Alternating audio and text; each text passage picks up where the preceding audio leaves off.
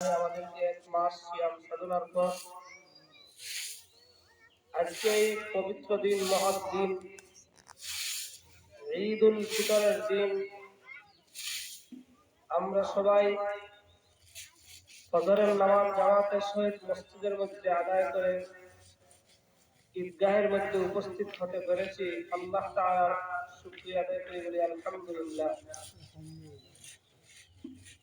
আজকের দিন প্রতিদান এবং প্রতিফলের দিন। হাদিস শরীফে রাসূল করিম সাল্লাল্লাহু আলাইহি ওয়াসাল্লাম সাহাবায়ে কেরামদেরকে বলেন, হে আমার সাহাবায়ে কেরাম, নিয়ম হইল যখন কোনো হামলা, কোনো মজদুর কাজ করে তখন মালিক তার পাওনা প্রতিদান বুঝিয়ে দেয়।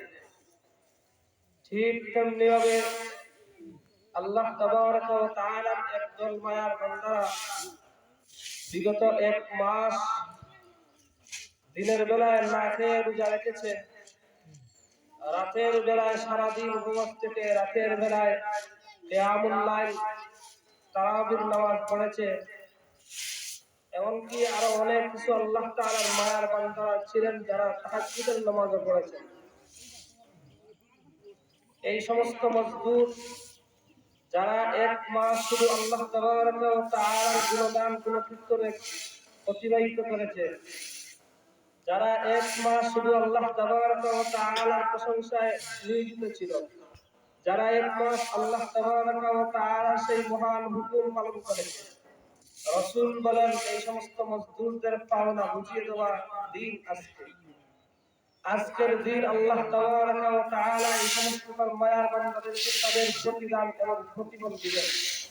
এই জন্য এই দিনকে বলা হয় ইয়াউমুল জাইজা, প্রতিদানের দিন। আজকের দিন এমন মহৎ দিন, হাদিস শরীফে রাসূল করিম সাল্লাল্লাহু আলাইহি ওয়াসাল্লাম উল্লেখ করেন। নবীর সাহাবী হযরত আনাস রাদিয়াল্লাহু তাআলা আনহু বলেন, যখন রাসূল করিম সাল্লাল্লাহু আলাইহি ওয়াসাল্লাম মক্কা থেকে হিজরত করে মদিনায় চলে